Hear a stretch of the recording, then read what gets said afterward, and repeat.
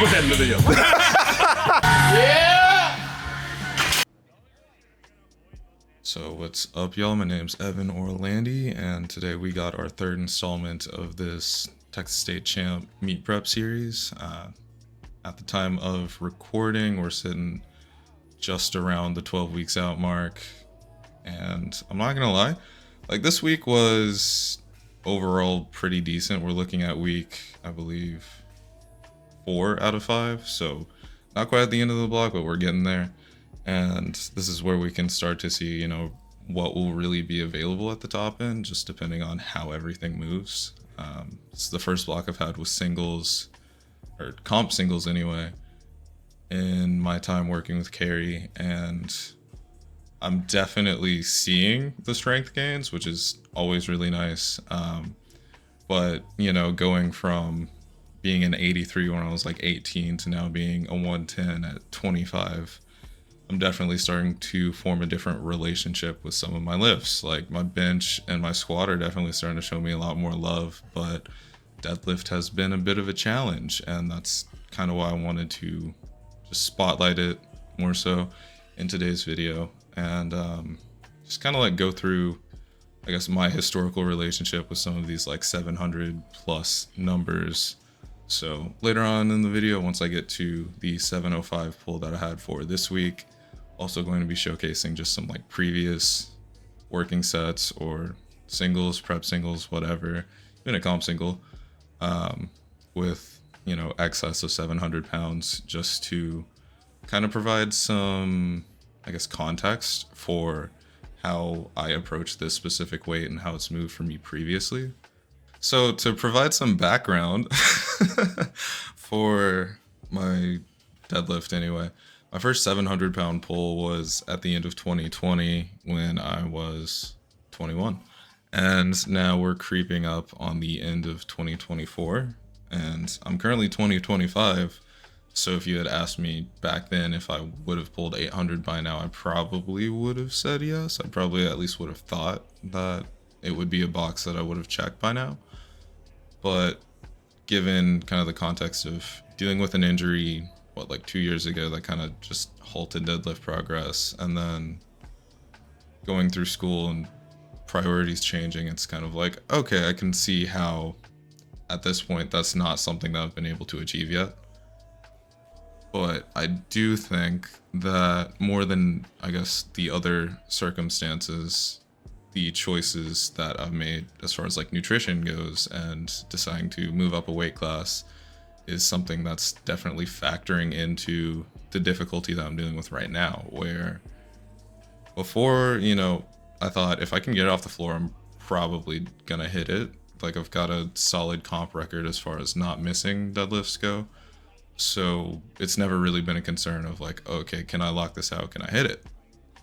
But being at 110, that's now more where my concern lays. Like, I'm pretty confident in my ability to get most weights off the floor. I don't really tend to hesitate at that point in the lift. But the lockout is where I'm definitely now dealing with the absolute most resistance. And we're going to see that here in some of these like previous 700 plus pulls that I've hit. Just, you know, from being like a 93 to filling in the gap to 100, and then now being in that kind of like 110 class where my body's changing. Deadlift is definitely feeling different than it was before, and I feel like, you know, I can come out of this in a couple months going like, okay, maybe I was getting a little bit worked up over just the immediate impacts of change that come with, I guess, conscious decisions that I've made in order to gain weight. But right now I'm kind of dealing with it just more in the fact that we're 12 weeks out, and I feel like I kind of have more of like a glaring weak point, or at least more of a glaring weak point than I've ever had going into a competition. So yeah, no, it's definitely a bit of a mental game for me right now. Like, I know I can execute, and I know I have the skill to execute, but working with this lockout is proving to be a bit challenging. I'm going to attempt whatever next week's single is with baby powder just for the first time in this kind of like prep series, or at least within this block, because I'm typically pretty sparing about utilizing baby powder in training, but at the end of the day, that's something that's going to be used in the competition, so I might as well embrace it a little bit, especially if it can help me out with regaining some confidence on this specific lift, or, you know, at these higher intensities. So we'll see what happens there. Based on the 705, I feel like 750 is definitely going to be a challenge, and as I'm recording this, I'm recovering from Monday's squat, which putting up 639 was pretty heavy. So we'll see just how my back feels in general tomorrow. But fingers are crossed, man. At the end of the day, we're still in training. So whatever happens, happens. It'll be all right. Now, reflecting more so on what was previously thinking, I do feel pretty fortunate to be in a position to go, oh wow, my 700 plus pound pulls aren't moving the way that they did at one point. Just given the fact that like that's still like a lot of weight in the grand scheme of things. It's just more so, I guess, from a competitor standpoint, you don't want to just be doing, you know, like pretty good. You want to be the best that you could possibly be. And that's, I don't know, I don't think that's going to change as far as my mindset goes. So we're definitely going to continue to drill down on the accessories that Carrie's giving me that should be supportive of, you know, the technical advancement of my pull. But only time will tell, and all of these good things do take time, so I'll just kind of hang out and deal with it. So now if we switch gears to squat, just because, you know, I wanted to highlight deadlift, but still have the full week of training to go through. Started off the week in TSS, which TSS has kind of like a special place in my heart, I guess. And it sounds weird to say that about a gym, but this is where I competed for my first like 2 times back when I was 18. This was where I would always come back home, you know, like during the summer, and train. Or I remember going to community college during the summer to take like chemistry, come back to TSS, train. Whenever there's a winter break, come back to TSS, train, see people, have a good time. And I think it's been really cool to see all of the improvements that have taken place within the facility, like this big red turf and these like carpets, just that, and then the new plates. I know a lot of people have different opinions on the plates. Like, I think that they look nice, but I do kind of like the previous generation ones that were just like the solid colors. I don't know, I'd heard about plenty of misloads in competition, and I don't wish that on anyone because that's terrible. But regardless, I am pretty happy to see how far that this gym has kind of like progressed over just the past few years, because I know it's been around since far before I even got into the sport, but it's cool just to see the amount of change that has occurred in like the past 7 years, where this didn't used to feel so polished. Like, this place didn't used to feel as nice. And let me just talk about the 600 squat real quick.